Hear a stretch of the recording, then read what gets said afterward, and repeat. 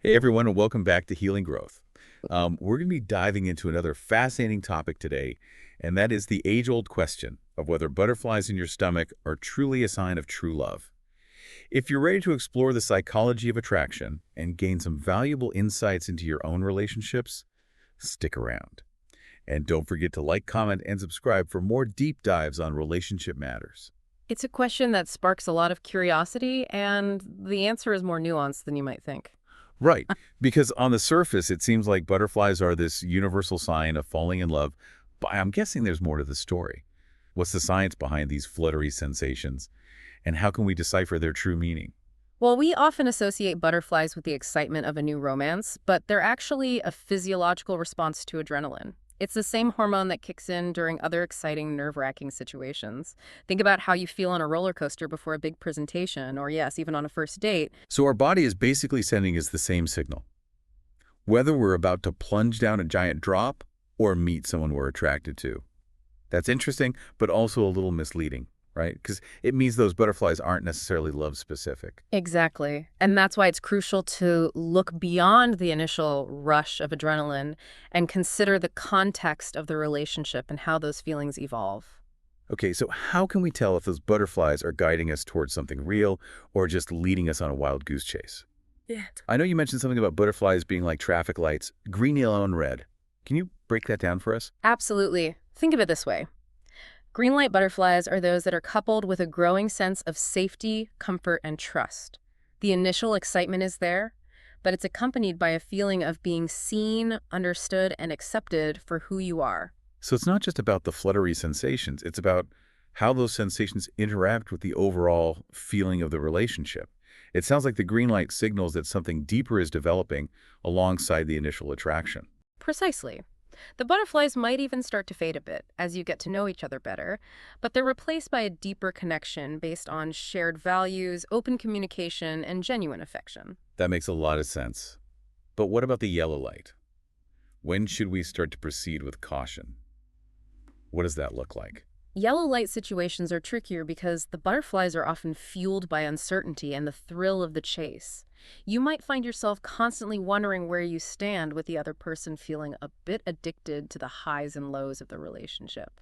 You're describing a scenario where the excitement might come more from the uncertainty than from a genuine connection with the person, right? Yeah. It's like we're hooked on the feeling itself rather than on who the person actually is. I can see how that could be problematic. Exactly. It's crucial to ask yourself, are you more invested in the butterflies than in the person? Are you overlooking potential red flags because the excitement masks them? This is where understanding the chase dynamic comes into play. Okay, so let's talk about the chase. I think most people experience that to some degree. But why is it such a powerful force in attraction? And how can it become a yellow light signal? Well, the chase taps into our innate desire for what's just out of reach.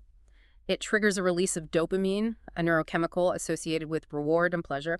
The problem is sometimes we can become so focused on the pursuit itself that we lose sight of whether the person is actually a good fit for us. We might even mistake the challenges of the chase for compatibility or chemistry. So it's like our brain is rewarding us for the pursuit, even if the person we're pursuing isn't ultimately someone we'd want to be in a stable relationship with. It's fascinating how those brain chemicals can influence our perceptions of love. I know you mentioned attachment styles earlier. How do those play into the whole butterflies and the chase dynamic? Attachment styles, which are basically our learned patterns of relating to others in intimate relationships, can definitely influence how we experience and interpret butterflies. For example, someone with an anxious attachment style might be more prone to experiencing intense butterflies, especially in the early stages of a relationship. Because they're more attuned to those feelings of uncertainty and the potential for rejection. Exactly.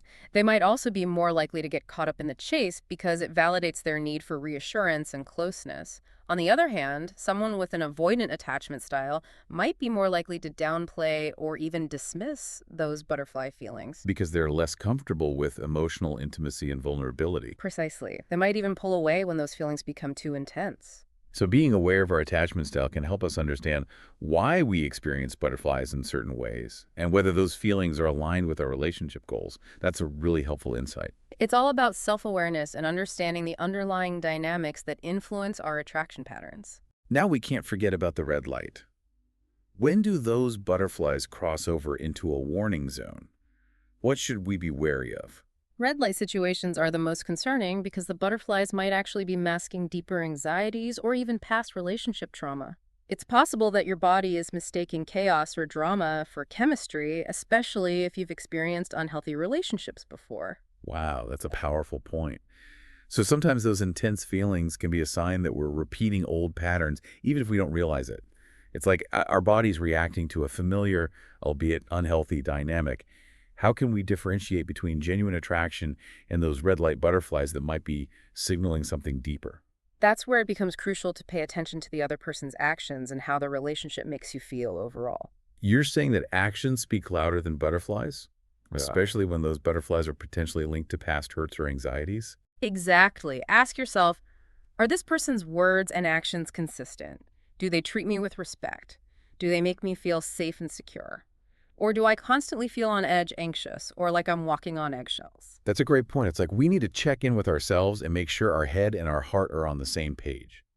Because sometimes those red light butterflies can be so distracting that we ignore the warning signs. What are some other red flags we should be aware of, especially in those early stages of a relationship? One big red flag is when the butterflies make you overlook clear signs of incompatibility. You might be so drawn to someone's charm or charisma that you ignore their actions, which might not align with their words or with what you truly want in a partner. So it's crucial to pay attention to the whole picture, not just the initial rush of emotions. We need to be willing to step back and ask ourselves if this person is truly compatible with our values, goals, and needs, even if those butterflies are tempting us to ignore those important considerations. Absolutely. Another red flag is when the butterflies are primarily fueled by external validation or the need to fix someone. This can be a sign that you're projecting your own needs or insecurities onto the relationship rather than connecting with the person for who they truly are. It's like we're trying to create a love story in our heads rather than seeing the reality of the situation. And that can be dangerous because we might end up ignoring our own intuition and settling for a relationship that doesn't truly fulfill us. I think it's important to acknowledge that sometimes those red light butterflies can be rooted in past relationship trauma. How can someone who's experienced unhealthy relationships in the past learn to differentiate between those familiar but potentially harmful patterns and genuine attraction? That's such an important question, and it's something that often requires deeper self-reflection and possibly even professional guidance. Therapy can be incredibly helpful in unpacking those past wounds and developing healthier relationship patterns. So it's about recognizing that our past experiences can influence our present perceptions and being willing to seek support in healing those wounds so that we can approach new relationships from a place of wholeness and clarity. Exactly. It's also helpful to cultivate a strong sense of self-worth and establish clear boundaries. This can help you discern between those red light butterflies that might be triggered by old insecurities and the genuine excitement of connecting with someone who respects and values you. That's a great reminder that we all deserve to be in relationships where we feel safe, respected, and cherished. And sometimes that means being willing to walk away from those red light situations, even if the butterflies are tempting. It's about prioritizing your well-being and knowing that true love doesn't require you to sacrifice your values or compromise your sense of self. Okay, so we've talked a lot about what butterflies aren't always telling us, but I'm curious to explore the flip side. If lasting love isn't just about those initial fluttery feelings, what does it actually feel like? What should we be striving for? This is where it's important to shift our focus from the excitement of the unknown to the security of a strong foundation. Real love, the kind that lasts, actually feels quite different from that roller coaster of emotions. You're saying that real love is more about stability than sparks. I'm intrigued to hear more about this shift in perspective. Exactly. Healthy relationships are built on trust, respect, and consistent behavior, not constant adrenaline rushes. It's about knowing you can rely on the other person, that they have your back, and that they'll show up for you consistently, even when things get tough. That makes a lot of sense. It's like the difference between a fleeting infatuation and a deep, abiding love that can weather any storm. I can see how that sense of security and stability would be far more fulfilling in the long run than chasing those fleeting butterfly highs. Precisely. And when you have that strong foundation of trust and mutual respect, the butterflies can actually become even more meaningful. They're no longer fueled by anxiety or uncertainty, but by a genuine appreciation for your partner and the joy of sharing life together. That's a beautiful way to think about it. It's like the butterflies evolve along with the relationship transforming from those initial sparks of attraction into something deeper and more enduring. Exactly. So, to answer your question about what lasting love feels like, I'd say it's characterized by a sense of peace, a sense of coming home. So it's less about the ups and downs and more about a steady grounding feeling. Mhm. It sounds like you're describing a love that feels like a safe haven, a place where you can truly be yourself without fear of judgment or rejection. You're exactly right. With real love, you feel safe to be vulnerable, to share your hopes and fears, to let your guard down, and truly connect on a deep level. And I imagine that kind of connection creates a sense of safety and security that you wouldn't necessarily feel in those early butterfly-filled stages of a relationship. It's like you found your person, your teammate in life. Precisely. And another hallmark of real love is that it's not just about the good times, it's about navigating challenges together as a team. You're saying that true love can withstand the storms, that it's about more than just shared interests and romantic gestures. Exactly. It's about being there for each other through thick and thin, supporting each other's growth, and working through conflicts constructively. It's about choosing each other even when things get tough. And I think that's where the true beauty of lasting love lies. It's a choice, a commitment, a continuous act of showing up for one another even when the butterflies have flown away. Beautifully said. And I think another important element of lasting love is that it inspires you to become the best version of yourself. So it's not about changing who you are for the other person, but rather about supporting each other's growth and evolution. Like you're each other's biggest cheerleaders, encouraging each other to pursue your dreams and celebrate your successes along the way. Precisely. It's about having a partner who believes in you, encourages you to pursue your dreams, and celebrates your successes along the way. That sounds like such a beautiful and fulfilling kind of love. Yeah. It makes me wonder if those butterflies aren't the be-all and end-all. How can we cultivate that kind of deep, lasting connection? What are some practical steps we can take to build a love that goes beyond those initial feelings of excitement? That's a great question. And I think one of the most important things is to start by focusing on ourselves. You're saying that self-love is the foundation for healthy relationships, that we need to cultivate a strong sense of our own worth and value before we can truly connect with someone else. Absolutely. It's about knowing our worth, setting boundaries, and taking care of our own needs and well-being. Because we can't expect someone else to complete us or make us happy if we don't already feel whole and happy within ourselves. Exactly. And when we come from a place of self-love, we're more likely to attract partners who treat us with respect and who are also committed to their own personal growth. So it's about setting the bar high for ourselves and for the kind of love we're willing to receive. And I think that's a powerful message because it reminds us that we have the power to choose the kind of relationships we want to be in. Once we've laid that foundation of self-love, what are some other steps we can take to build a love that lasts? Well, it's important to be intentional about the qualities we're looking for in a partner. So not just focusing on those initial smarts, but really thinking about what values, beliefs, and life goals are important to us. Making sure that we're aligned on those fundamental levels before we get swept away by the excitement of a new romance. Exactly. It's about looking beyond the superficial and really considering whether this person is someone we can see ourselves building a life with. So it's about having those tough conversations early on, clarifying our expectations, and making sure our values align. And I think it's also about being honest with ourselves about what we truly want in a relationship. Sometimes we might be drawn to a certain type of person or dynamic because it's familiar, even if it's not ultimately healthy for us. That's so true. We need to be willing to challenge our own patterns and ask ourselves if we're truly seeking a partner who complements us or if we're unconsciously recreating dynamics from our past. And once we found someone whose values and goals align with ours, what are some things we can do to nurture that connection and build a foundation of lasting love? Well, open and honest communication is key. You're saying that communication is key to building trust and intimacy, that we need to be willing to share our thoughts, feelings, and needs with our partner, even when it's uncomfortable. Absolutely. It's about being willing to share our thoughts, feelings, and needs with our partner, even when it's uncomfortable. And that involves active listening, right? Really trying to understand our partner's perspective and working together to find solutions when conflicts arise. It's not just about talking, but also about really hearing and understanding what our partner is trying to communicate. Precisely. And I think another crucial ingredient in building lasting love is to make time for each other, even when life gets busy. So it's about nurturing the relationship and making it a priority. Scheduling regular date nights, having meaningful conversations, and finding small ways to show our partner that we care. Exactly. It's about scheduling regular date nights, having meaningful conversations, and finding small ways to show our partner that we care. It's about making those everyday gestures of love and appreciation a part of our routine. Because even those small acts of kindness can go a long way in reinforcing that sense of connection and reminding each other that we're in this together. And I think it's important to remember that relationships take work. They're not always going to be smooth sailing. There will be ups and downs, disagreements, and challenges along the way.